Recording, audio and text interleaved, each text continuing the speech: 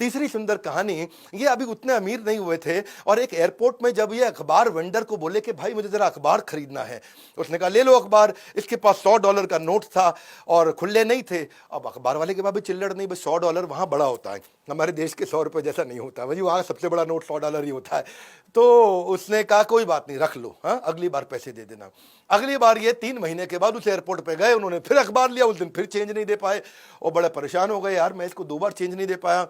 आगे चल के बिल गेट्स जब अरबपति बन गए, बहुत बड़े अरबपति बन गए, तो उनको याद आई उस अखबार वाले की और वो ढूंढते ढांढते उसी एयरपोर्ट पे खोज निकाला उस आदमी को और बोला सुनो मैंने तुमसे 2 बार अखबार लिया था, तुम्हें पैसे नहीं दे पाया।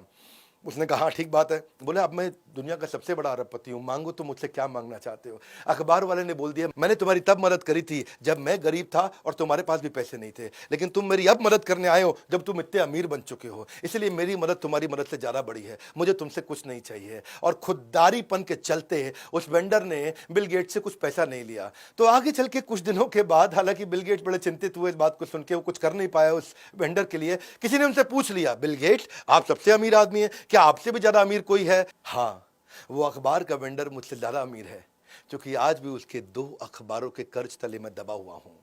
काइंडनेस और जेंटलनेस क्लेवरनेस से पहले आती है।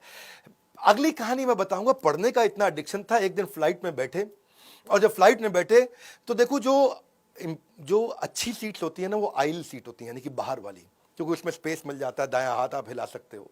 उससे कमजोर सीट मानी जाती है विंडो सीट, जहां पे बायां हाथ थोड़ा बहुत हिला सकते हो पर दाईं साइड से आप फंस जाते हो। और सबसे बेकार सीट मानी जाती है बीच की सीट, जहां दोनों तरफ से फंस जाते हो, और बिल गेट्स को बीच की सीट दे दी गई और बीच की सीट दे दी और किसी ने रियलाइज नहीं किया कि दुनिया के सबसे बड़े अरबपति को अपने इकोनॉमी में बीच की सीट दे दी। पायलट को पता चला, वो आया जी पीछे आ करके अपने क्रू के साथ माफी मांगने लगा, ओहो आप तो बिल गेट्स हो जी, हमसे गलती हो गई, आइल सीट कोई भी चूज कर लो जी, मैं आपके लिए अरेंज कर देता हूं। तो बिल गेट्स तब किताब पढ़ रहे थे अपनी। बोले देखो प्लेन टेक ऑफ करने लगा है, मैं किताब खोल चुका हूं, अब मैं उठ करके अगर अपनी सीट बदलूंगा और जाके अनसेटल सेटल होऊंगा तो वो सब करने के चक्कर में मेरे 5 पेज कम हो जाएंगे और it's only a loss of 5 pages if I change my seat.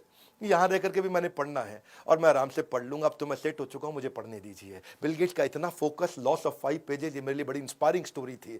वो एक शुरू में नोटोरियस बॉस हुआ करते थे, बाद में नोटवर्दी बिजनेसमैन बने।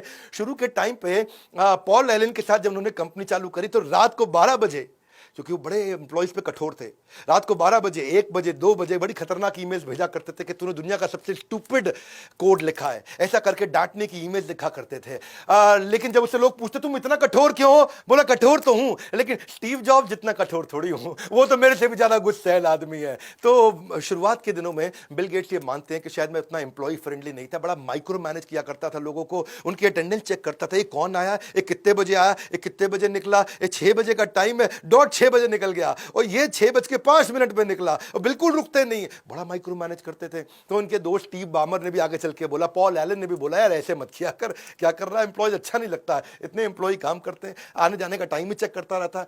इसने कहा ठीक है यार, ये बड़ा बुरा मान रहे हैं जी, मेलिंडा भी बुरा मान रही है। तो इसने क्या किया, इसने लोगों की सारी नंबर प्लेट याद कर ली गाड़ियों की और नंबर प्लेट याद करके पार्किंग में जाके चेक करता था किसकी गाड़ी कितने बजे आई।